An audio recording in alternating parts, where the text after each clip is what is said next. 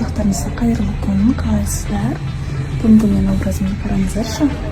Бұл MN Studio дүкенінен осындай әдемі көйлек, прям фигураны да күшті подчеркивать етеді. Өте әдемі екен, маған қатты ұнап тұр. Мынандай плечиктарымен осындай көйлек. Инстаграмын қалдырып кетемін, кіріп көрсеңіздер болады. Өте әдемі көйлектер бар. Күн қалыңыз қалай? Бізде бәрі күшті. Алдағы 5 жылда Шолпан өзі қайда көреді өзін? Қалай көреді? Кіммен көреді? Сұрақ. Жалпы жоспарларым туралы мен айтқанды ұнатпаймын. Бірақ Деген не? отбасым болған қалар едім. Қалған жоспарларымды айта алмаймын. Өйткені ол тек қана өзім ғана білуім керек. Орындалғаннан кейін барып өзім білемін. Сіз орындалғаннан кейін бірақ бәрін жария қыласыз ба? Мен жасадым. Ол болмай жатып айтып қойған дұрыс емес деп ойлаймын. Өйткені ми уже істеп қойдым деп қабыл етті, сосын ары қарай ерінеді. Көз бар, тіл бар дейді. Дұрыс. Ассалаумағалейкум, қайырлы күн, қалайсыздар? Сұрақтарыңыз болса енді айта кетсеңіз. Ортада таныстырып жүріп жатыр жалпы Аян мен үміткері. Аян Қырғызстаннан келген үміткер туралы айтатын болсам, ол жүректен әлі өшпеген адамды бірден ұмытып кетіп, басқа адаммен танысып кету ол мүмкін емес. Мүмкін бір уақыт өткізу үшін бір өзін алдап қана танысу мүмкін бұл жерде. Мүмкін бір-екі, мүмкін кездесу. Бірақ та жұма күні Аян өзі айтты ғой, үміткер қабылдауға дайын. Ол ерегесіп айтқан сияқты менің ойымша. Бірінші ол жерде байқасаңыздар, ол жерде кім айтқан болатын, Айдана үміткер қабылдауға дайынмын деді. Одан кейін барып ойланып алып, Аян жауабын айтты. Мен де дайынмын деді, бірақ дегенмен де ол менің ойымша әлі үміткер қабылдауға дайын емес. Қабылдаған күннің өзінде үміткерге ол толықтай ашылып, уақытын бөліп бір Аянға Айданамен жүргендей бір махаббат көрсетеді деп мен әлі ойламаймын. Мүмкін бір уақыт керек шығар, мүмкін ұмыту керек, мүмкін уақыт керек, бірақ ол уақыт әлі өту үшін мүмкін бір айдай ма уақыт керек. Сосын барып үміткер қабылдап, басқа адаммен жаңа танысып бастауға мүмкін сол кезде дайын болады. Бірақ бұл қазір емес. Жан қайырлы күн. Тағы да жалпы адам орнын адам басады дегенге сенесіз бе? Мүлдем сенбеймін.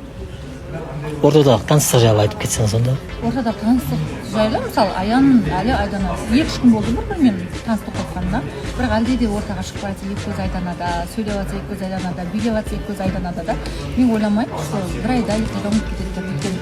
Егер де жігіттің жүрегінен қызы орын ала білген болса, ол шығуда біраз уақыт алып отыр. Енді уақыт бәрін емші ғой кейде. Бірақ екеуі де жұма күні қателеспесеңіз үміткер қабылдауға дайынбыз. Енді сөзбен айта береді ғой.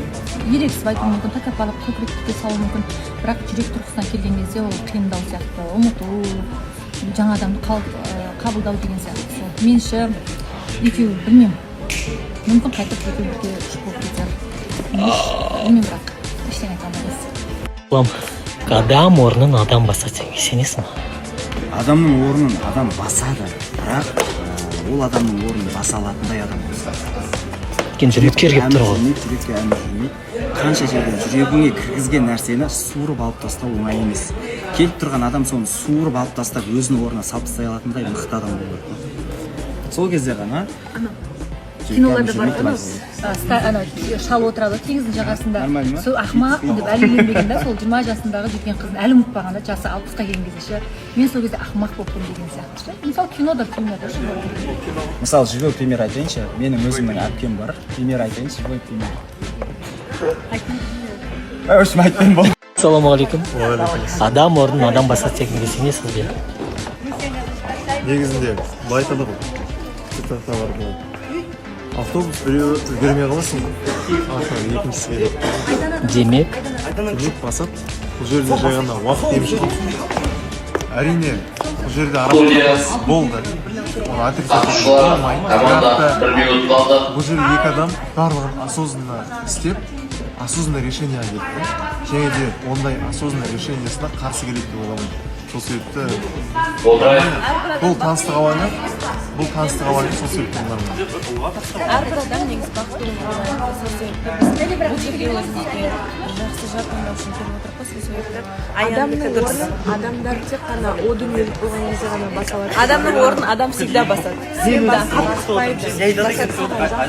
Алтын да Мысалы, маманың орнын басқан